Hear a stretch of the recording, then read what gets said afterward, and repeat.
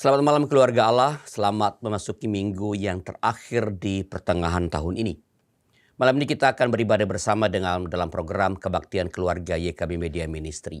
Kebaktian keluarga malam ini turut dilayani oleh Erika dan Manda dan Patricia. Ini tadi sudah sebut ya? Ini Erika dari GKI Citra 1. Ya. Dan saya akan memimpin kebaktian kita pada malam ini. Keluarga Allah tunduk dan patuh pada suatu perintah membutuhkan sebuah komitmen dan bahkan mungkin pengorbanan.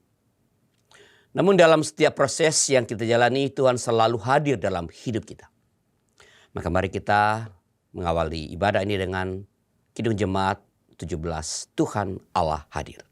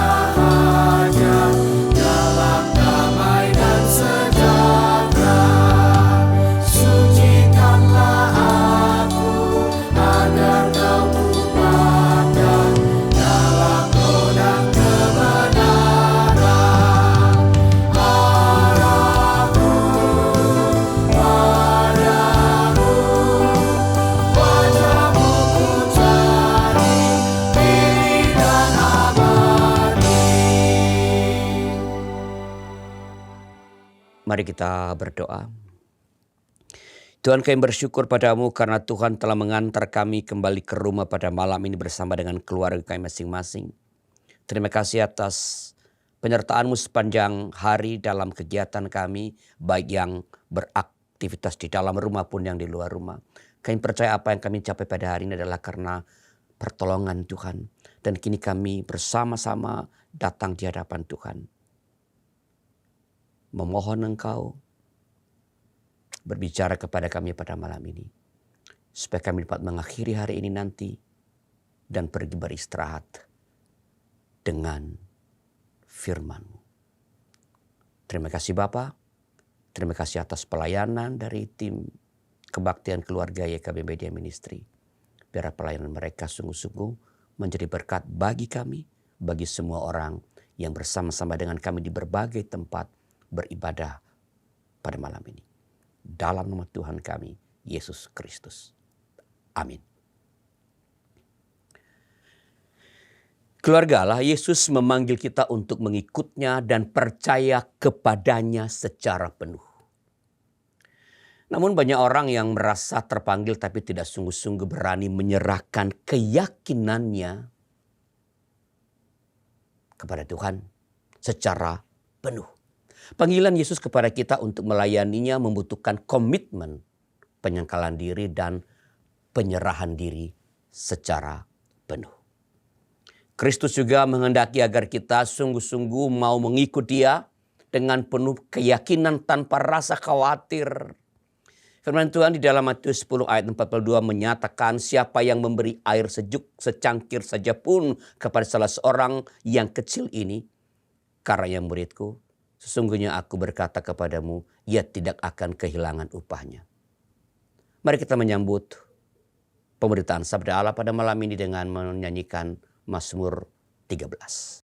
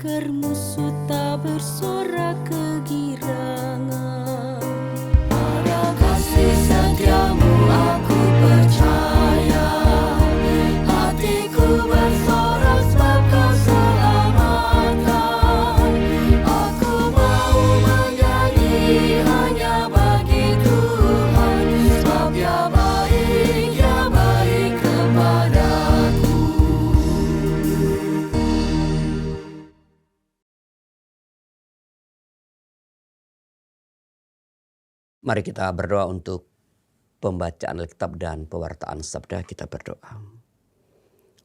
Ya Allah, hanya pertolongan-Mu yang dapat membuat kami mendengarkan dengan baik, mengerti apa yang Engkau mau sampaikan, dan punya kemampuan untuk mengerjakan yang Engkau sampaikan kepada kami dalam hidup sehari-hari. Dan hanya pertolongan juga yang membuat hamba-Mu dapat menyampaikan sabda-Mu pada malam ini. Karena tanpa pertolongan Tuhan, siapakah kami? Maka tolonglah kami dalam kemurahan-Mu. Demi Kristus Yesus Tuhan kami. Amin. Keluarga, saya akan membacakan bagi kita bersama kitab Kejadian pasal 22 ayat pertama sampai ayat 14. Dengarkanlah firman Tuhan. Setelah semuanya peristiwa itu, Allah menguji Abraham. Ia berfirman kepadanya, Abraham, lalu sahutnya, ya Tuhan. Firman-Nya, ambillah Ishak, anakmu yang satu-satunya yang engkau kasihi. Pergilah ke tanah Moria dan persembahkanlah dia di sana sebagai kurban bakaran pada salah satu gunung yang akan kuberitahukan kepadamu. Keesokan harinya pagi-pagi Abraham bangun, ia memasang pelana keledainya dan memanggil dua hambanya beserta Ishak anaknya. Ia juga membelah kayu untuk kurban bakaran, lalu ia berangkat ke tempat yang diberitahukan Allah kepadanya. Pada hari ketiga ketika Abraham melayangkan pandangnya, ia melihat tempat itu dari jauh. Abraham berkata kepada kedua hambanya itu, "Tinggallah kamu di sini dengan keledai ini. Aku beserta anak ini akan pergi ke sana. Kami akan beribadah, lalu kami akan kembali kepadamu." Abraham mengambil kayu untuk kurban bakaran itu dan meletakkannya ke atas bahu Ishak, anaknya, sementara ia membawa api dan pisau di tangannya. Lalu mereka berdua berjalan bersama-sama. Kata Ishak kepada Abraham, "Ayahku." Sahut Abraham, "Ya, anakku." Ishak bertanya, "Di sini sudah ada api dan kayu, tetapi di mana anak domba untuk kurban bakaran?" Jawab Abraham, "Allah yang akan menyediakan anak domba untuk kurban bakaran baginya, anakku." Demikianlah keduanya berjalan bersama-sama. Kemudian mereka sampai ke tempat yang diberitahukan Allah kepadanya. Abraham mendirikan mezbah di sana, menyusun kayu, mengikat Ishak anaknya dan meletakkannya di mezbah itu di atas kayu api. Abraham lalu mengulurkan tangannya mengambil pisau untuk menyembelih anaknya. Namun berserulah malaikat Tuhan dari langit kepadanya, "Abraham, Abraham." Sahutnya, "Iya Tuhan." Lalu ia berfirman, "Jangan bunuh anak itu dan jangan lakukan apa-apa kepadanya. Sebab sekarang telah kuketahui bahwa engkau takut akan Allah dan engkau tidak segan-segan untuk menyerahkan anakmu yang satu-satunya itu kepada aku." Lalu Abraham menoleh dan melihat seekor domba jantan di belakangnya yang tanduknya tersangkut dalam belukar. Abraham mengambil domba itu lalu mempersembahkannya sebagai kurban bakaran pengganti anaknya. Abraham menamai tempat itu Tuhan menyediakan, sebagaimana dikatakan orang sampai sekarang, di atas gunung Tuhan akan disediakan. Demikian pembacaan Alkitab yang berbahagia dalam mereka yang mendengar firman Allah dan yang melihara, yang terpujilah nama Tuhan. Keluarga Allah, hari ini kita akan merenungkan sebuah kisah yang sangat kuat dalam Alkitab, juga sangat dramatis sebenarnya, yaitu kisah Abraham ketika Tuhan meminta mempersembahkan Ishak, anak yang sangat ia kasihi, anak satu-satunya. Kisah ini sering membuat orang bertanya-tanya, mengapa Tuhan memberi perintah yang begitu berat, berlebihan, radikal. Dan mengapa juga Abraham seorang ayah mau saja menaati perintah itu? Apa yang dikatakan oleh kisah ini kepada kita pada zaman ini? Keluarga Allah, Alkitab membuka bagian ini dengan satu kalimat yang sangat penting yang tidak boleh diabaikan ketika mau memahami isinya, yaitu apa? Ya, Allah menguji Abraham. Allah menguji Abraham. Jadi sejak awal Alkitab sudah menjelaskan bahwa ini adalah ujian iman. Tuhan bukan sedang berubah menjadi monster yang kejam, bukan. Tuhan juga bukan sedang menikmati penderitaan yang akan dialami oleh Abraham, bukan. Ini adalah ujian untuk melihat seberapa radikal, seberapa dalam Abraham percaya kepada Tuhan. Dari sisi Abraham, ujian ini bukan ujian yang ringan tentu saja. Ishak adalah anak perjanjian. Abraham menunggu puluhan tahun untuk mendapatkan anak itu. Ishak adalah anak pengharapan, sukacita dan masa depan Abraham, bahkan masa depan umat Allah sebenarnya. Secara manusia tidak ada satupun alasan yang masuk di akal mengapa Tuhan meminta Abraham mempersembahkan Ishak sebagai kurban. Tidak ada alasan yang masuk di akal yang rasional. Namun justru disitulah kita melihat apa artinya beriman secara radikal. Beriman secara radikal bukan berarti memiliki iman yang irasional atau tidak masuk di akal. Iman Kristiani bukan iman yang irasional. Kalau iman Kristen irasional, saya adalah orang yang percaya yang akan segera meninggalkan iman itu. Karena saya sangat rasional. Segala sesuatu saya pertanyakan.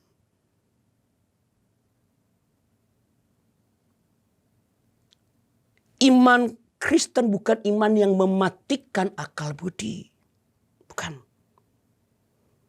Iman yang radikal adalah iman yang percaya bahwa hikmat Tuhan jauh lebih besar daripada akal manusia. Iman itu bukan irasional tapi purna rasional. Melampaui akal. Iman itu bukan anti akal, melainkan melampaui akal. Iman adalah percaya bahwa Tuhan melihat lebih jauh dari apa yang bisa kita lihat. Mengetahui lebih banyak daripada apa yang kita ketahui.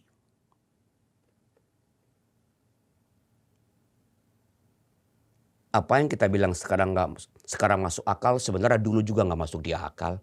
Ya. Emang orang zaman dulu percaya bahwa besi bisa terbang? Nggak ada yang percaya. Tapi sekarang kita naik pesawat, ada besi di sana dan bisa terbang. Apa yang dulu tidak masuk di akal, kita bilang irasional, sebenarnya itu adalah sesuatu yang belum dapat difahami oleh manusia. Ya kadang-kadang orang sombong mengatakannya irasional. Orang beriman mengatakan itu purna rasional, melampaui akal. Nah menariknya ketika menerima perintah Tuhan yang radikal ini, Abraham tidak bertanya.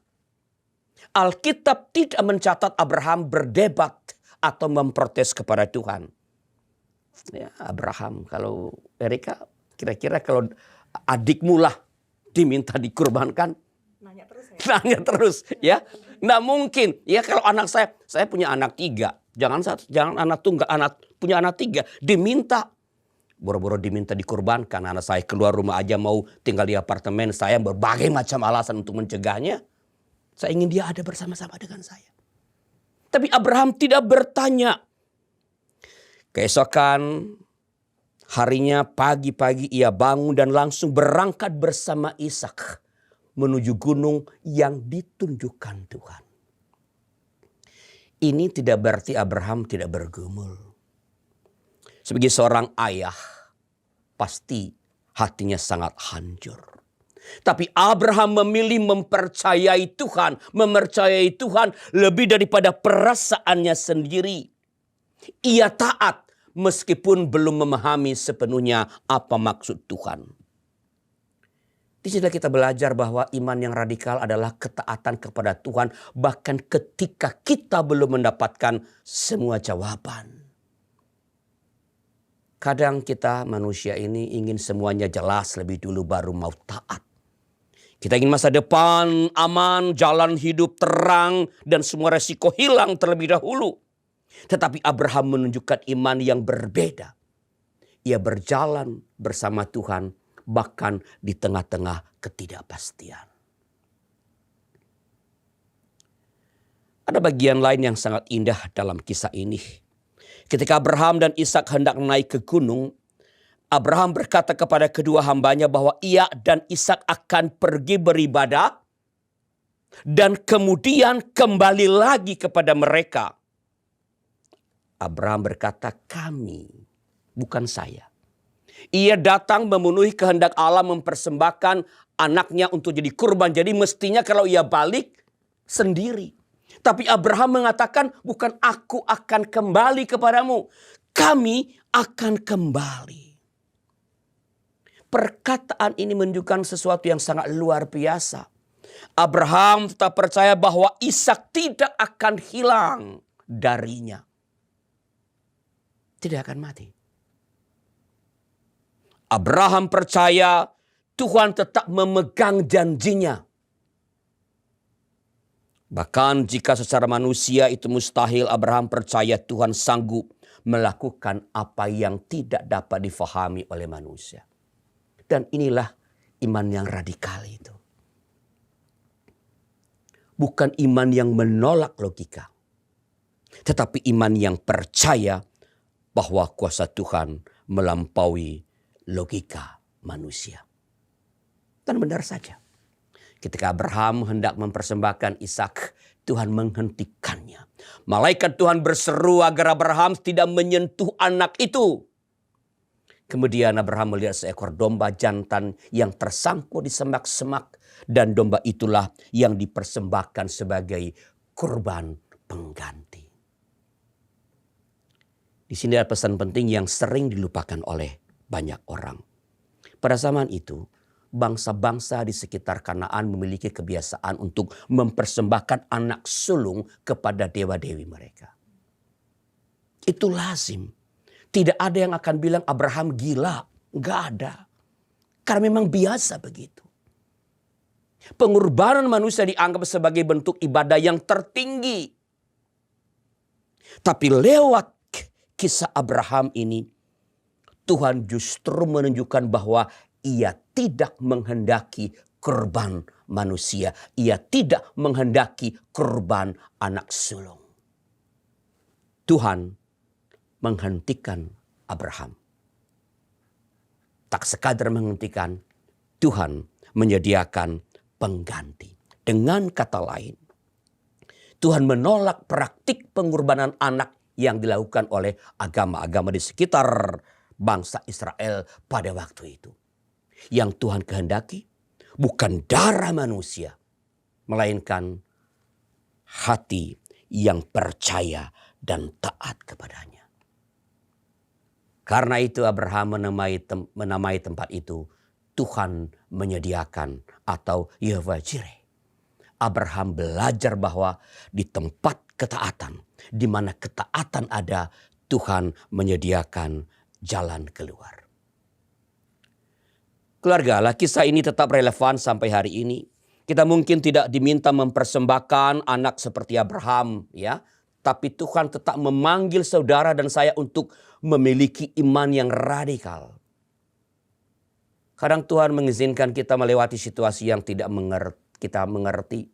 Doa yang belum dijawab, pekerjaan yang sulit, masalah keluarga, sakit penyakit, atau masa depan yang terasa tidak pasti.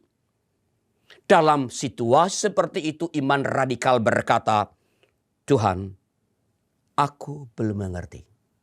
Tetapi aku tetap percaya kepadamu. Tuhan, aku memang belum mengerti. Tetapi aku tetap percaya kepadamu. Iman radikal juga berarti menempatkan Tuhan di atas segala sesuatu.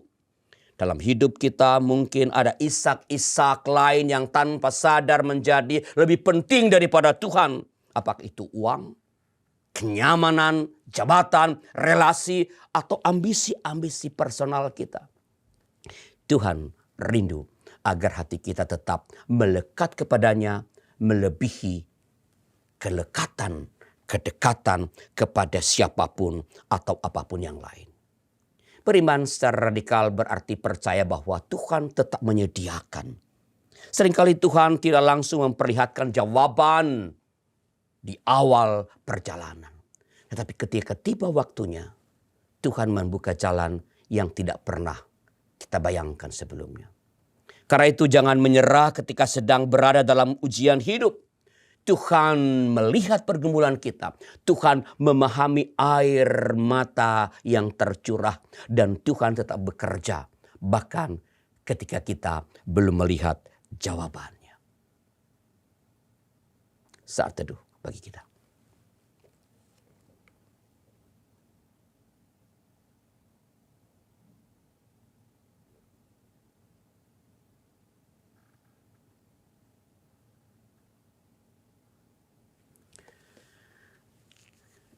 Keluarga Allah, kita akan masuk ke doa syafaat, dan bila ada di antara anggota keluarga Allah yang ingin didoakan, sila hubungi kami di nomor 08128188991 atau lihat di website Baru YKB di www.ykb-datarmedia.org. Di sana ada menu permohonan doa. Silakan tulis di sana dan dengan senang hati tim doa YKB akan mendoakan saudara-saudara.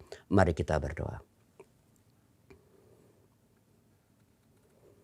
Ya Tuhan, tidak mudah untuk meneladani Abraham karena kekhawatiran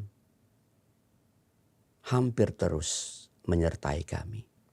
Khawatir kehilangan hal-hal yang kami pandang penting dalam hidup ini. Biarlah firman Tuhan pada malam ini kami boleh belajar bahwa Engkau tak meminta yang melampaui yang dapat kami berikan.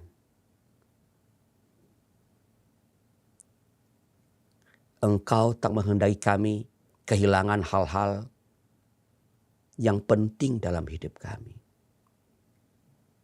Engkau hanya ingin kami taat kepadamu, mengikuti yang Engkau perintahkan, menjalaninya, menghidupinya, supaya dunia boleh melihat bahwa di dalam hidup kami, dalam ketaatan kepadamu, segala hal Engkau sediakan bagi kami.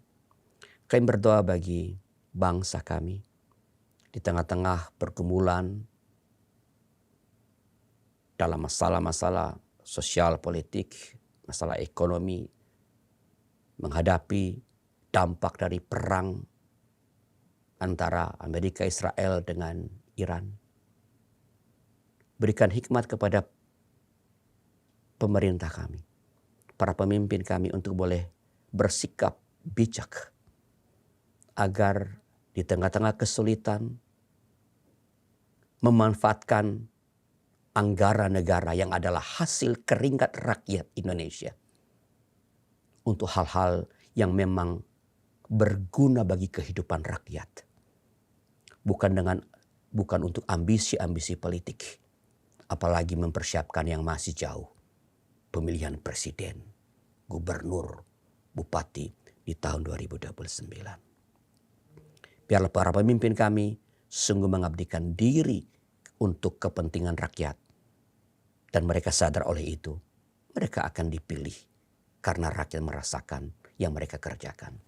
Kami berdoa ya Tuhan bagi gereja-gereja Tuhan, berikan kemampuan untuk terus menyiapkan umat Tuhan menghadapi kesulitan-kesulitan hidup, sehingga umat Tuhan dapat terus percaya kepada Allah, terus yakin bahwa Allah tak pernah meninggalkan dan bahwa Engkau hadir bersama-sama dengan setiap umat Tuhan meskipun kami tidak menyadarinya.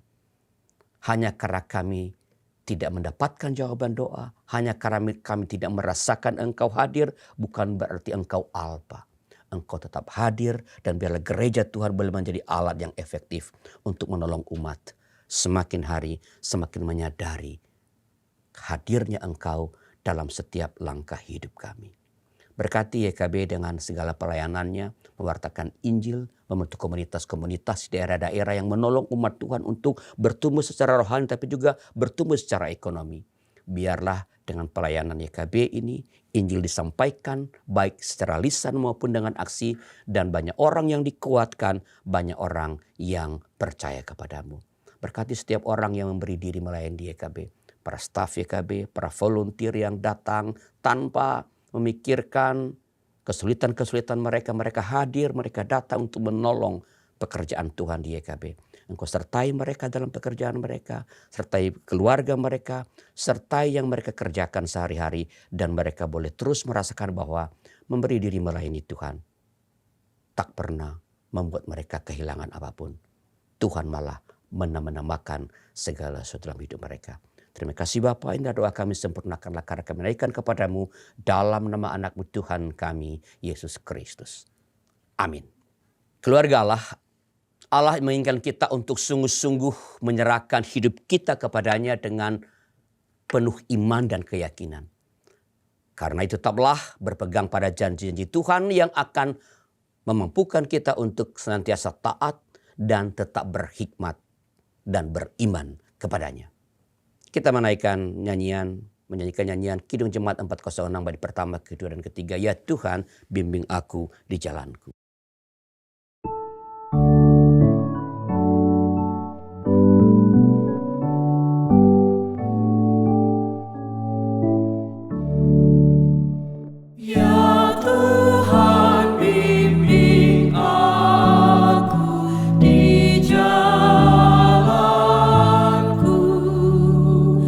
Sehingga ku selalu bersama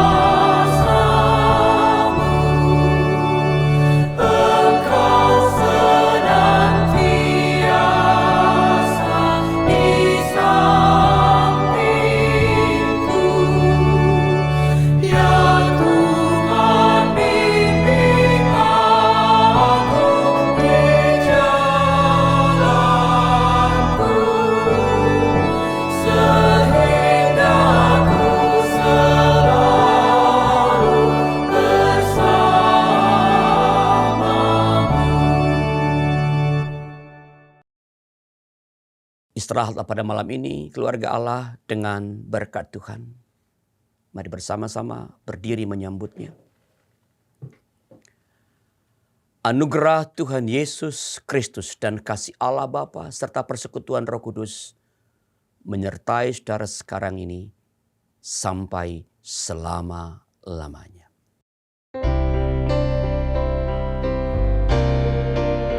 Terima kasih ya Allah Bapa, terima kasih ya Yesus Kristus Tuhan, terima kasih ya Roh Kudus, Allah Trinitas Maha Kudus. Amin.